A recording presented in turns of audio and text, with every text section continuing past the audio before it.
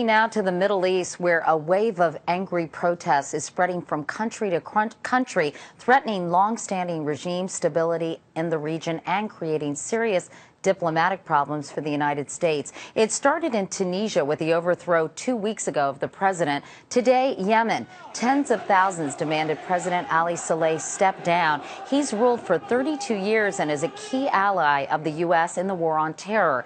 And in Egypt, another important ally, protesters again called for the removal of President Mubarak. Elizabeth Palmer is in Cairo tonight, and we caution you, this video is graphic. Police brutality at its most explicit. A protester in the Sinai desert shot dead as he ran. The unrest in Egypt has spread like wildfire. In Suez, about an hour east of the capital, furious mobs burned down government buildings. Just like the huge street protests that erupted in Iran in 2009, Egypt's uprising is a real movement that was born in a virtual world. Led by young, educated activists like Ahmed Salah, who understand the power of social networking.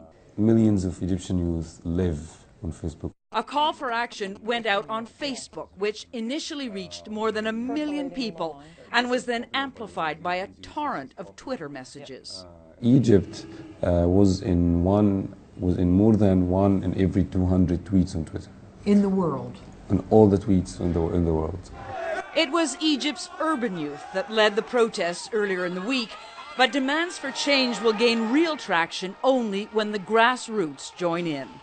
The anger behind this uprising is about a lot of things. It's about freedom of expression and corruption and abuse, but above all, it's about unemployment and the price of food. It's skyrocketed in a country where almost half the population lives on less than $2 a day. Those Egyptians struggling to make ends meet are expected to take to the streets tomorrow. They'll be joined by Egypt's most famous opposition figure, Nobel Prize winner Mohammed el-Baradei, who arrived in Cairo tonight and pledged to march tomorrow. So did the legions of Muslim Brotherhood supporters, Egypt's most powerful Islamist movement. Organizers hope tomorrow's demonstration will be so massive the police will have no choice but to stand back and let the people be heard.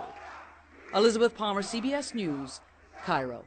President Obama was shown video of the Egyptian protests as he answered some of the 140,000 questions submitted for a YouTube interview. President Mubarak has long been a partner in Middle East peace efforts, but as Chief White House correspondent Chip Reed reports, President Obama did not give him a ringing endorsement. The president walked a fine line today, balancing his support of the rights of Egypt's protesters against the long-term U.S. relationship with Hosni Mubarak. President Mubarak has been very helpful on a range of tough issues in the Middle East. But I've always said to him that making sure that they are moving forward on reform, political reform, economic reform, is absolutely critical to the long-term well-being of Egypt. The president urged both sides to avoid violence.